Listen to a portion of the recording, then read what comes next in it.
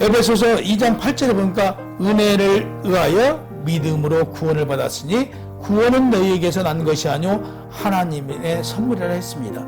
구원은 하나님의 선물이지만 요한복음 3장 3절에 예수께서 사람이 거듭나지 아니하면 하나님 나라를 볼 수 없고 사람이 물과 성령으로 나지 아니하면 하나님의 나라에 들어갈 수 없다라고 하셨습니다. 여러분, 언제 그리스도로 오신 예수를 믿었냐가 중요한 게 아닙니다. 예수를 믿어 거듭났냐가 중요하고 물과 성령으로 언제 나왔는지가 더 중요합니다.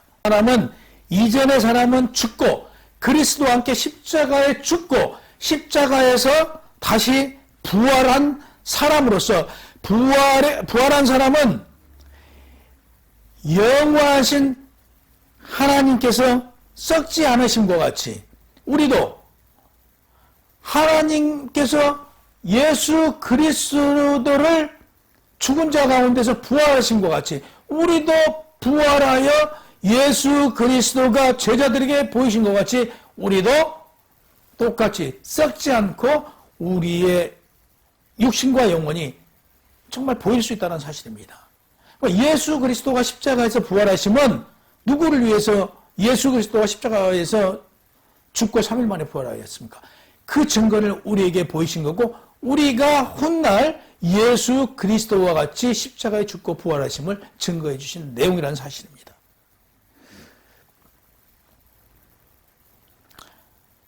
정말 그리스도와 함께 부활한 여러분은 새 사람으로 태어났습니다.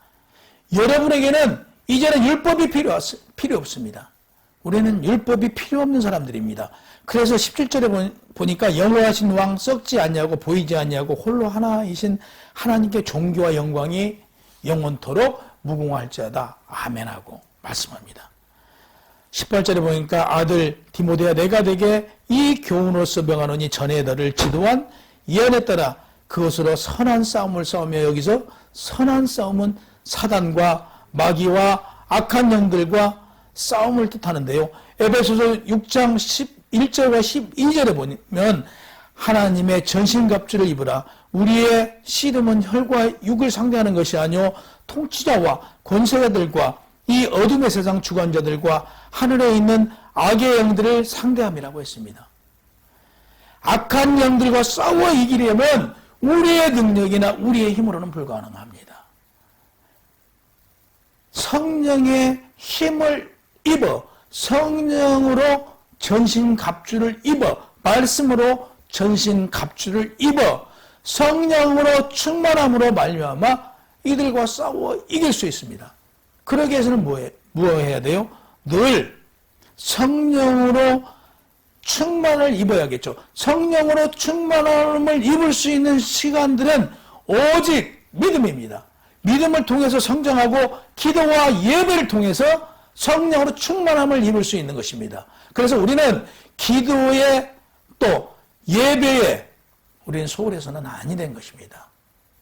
여러분, 지금 우리가 예배 드리지 못하고 가정에서 예배를 드리고 비록 있지만 둘셋이 모인 곳에 아버지 하나님 함께 하신다는 그 사실을 믿고 경건한 믿음으로 이 시간 이 말씀을 통해서 우리 믿음을 성장해 나가야 합니다. 그 믿음이 성장하지 않고는 우리는 어디를요? 천국에 갈 수 없습니다.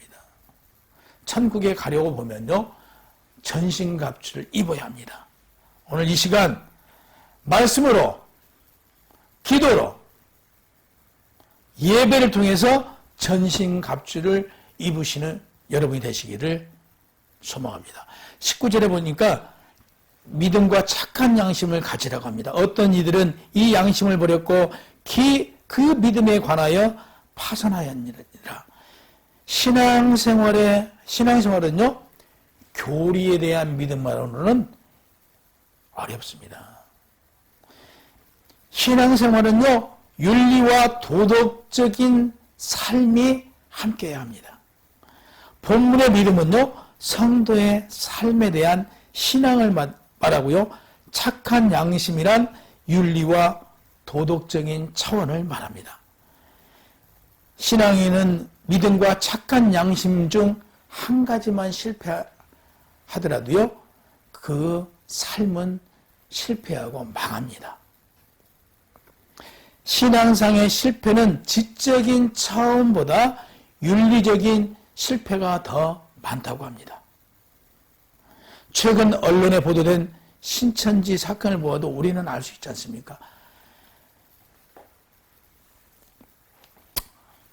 기존 교회에도 초자연적인 계시와 은총은 선물이라고 중요시 여기는가 하면 그 양심은 일반 은총에 불과하다라고 중요시하는 경우가 있습니다. 그러나 그렇지 않습니다.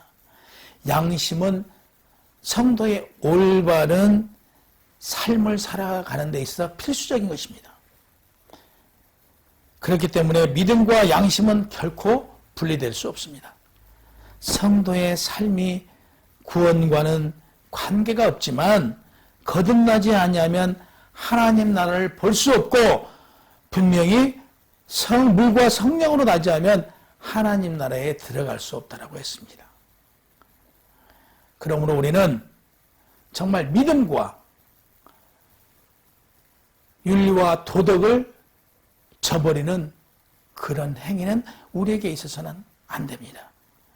그래서 믿음과 윤리와 도덕이 함께 갔을 때 신실하고 건전한 믿음이 될 수 있습니다. 하나님께서는 오늘 마지막 절에 보면요. 후메네오와 알렉산더가 있으니 내가 사탄에게 내준 것은 그들로 훈계를 받아 신성을 모독하지 못하게 하려 함이라고 했습니다. 보십시오. 당시 바울도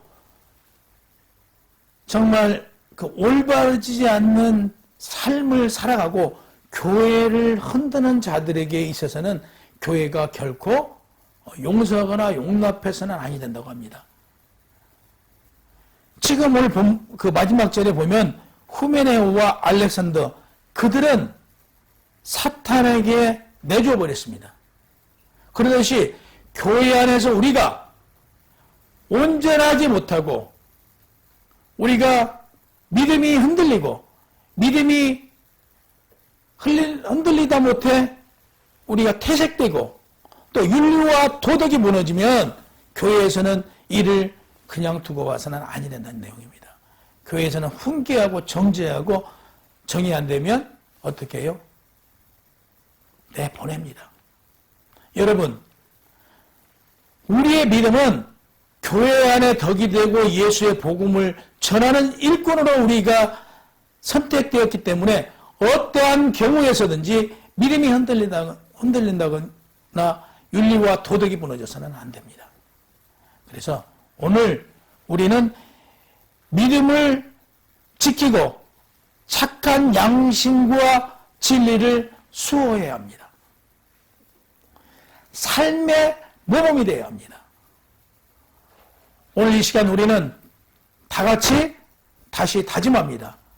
예수 그리스도의 은혜로 그 입은 은혜로 말미암아 믿음을 지키고 윤리와 도덕을 통해서 이 세상에서 일꾼으로서의 부족하지 않는 아버지 하나님의 자녀로서의 정말 이 세상에서 살아가겠다라고 이 시간 다 같이 다짐하는 복된 시간이 되시기를 주님의 이름으로 축원합니다.